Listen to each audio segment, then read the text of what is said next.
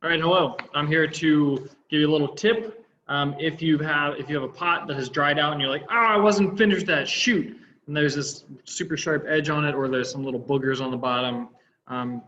This one, the bottom, it's not too bad, but there's this nice sharp edge. This one, you forgot to trim your pot on the wheel or anything. This one has a little more of a rough section, but it's bone dry.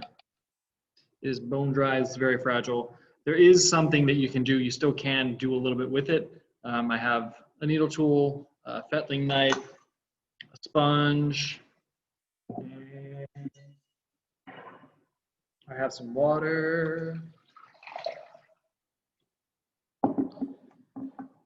This does get dirty and messy, but one thing you can do, if you don't want that sharp edge, because that's going to be fired and it's going to be really hard, you can kind of carve it down a little bit.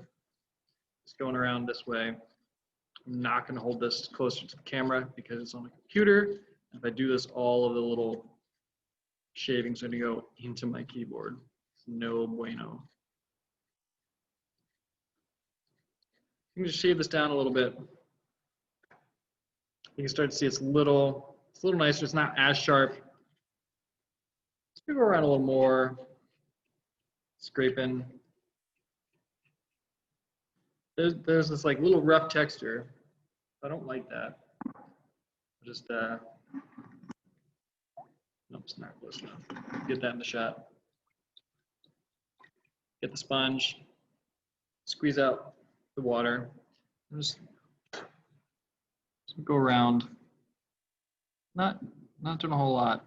Not adding a whole lot of water to it, but it does just enough where it smooths it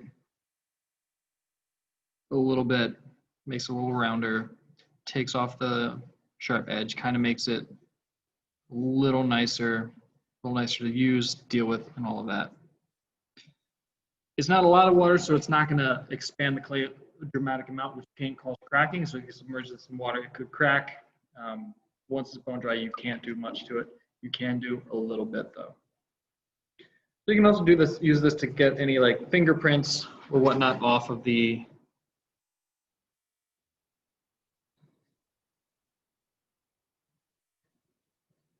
like little things that you left on there, any like little boogers. Like, oh, I don't want that. I don't want that on the rim. Just a little bit, smooths it out. Same thing can be done to the bottom of a pot like this. This one is pretty well thrown, pretty thin, so it's going to be quite tricky. You can go around.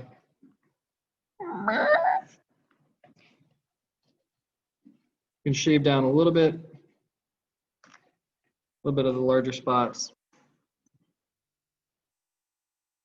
Squeeze out that sponge.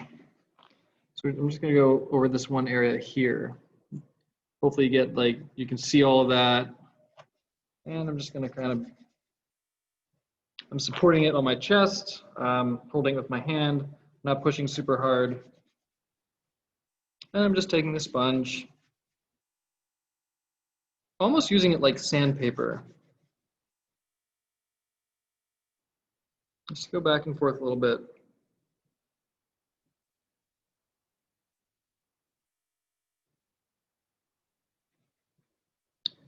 I'm not getting the full thing. I'm not being super picky about it. Since it was mist, I'm just going to get a few of the worst sections. And you can see that it's a lot smoother. It's going to be a lot nicer. So when you go to glaze it, and if you get glaze in the bottom, this is going to be a lot easier to wipe off because it's going to be smoother. Rather, if these were fired, they would be very sharp and they would tear up your sponge. And it would just take longer. You can see that this sponge has seen better days. This was probably used to clean off glaze from a fired pot and just got shredded a little bit. Still works, but like, eh. So those are a couple tips on how to adjust a pot that's bone dry.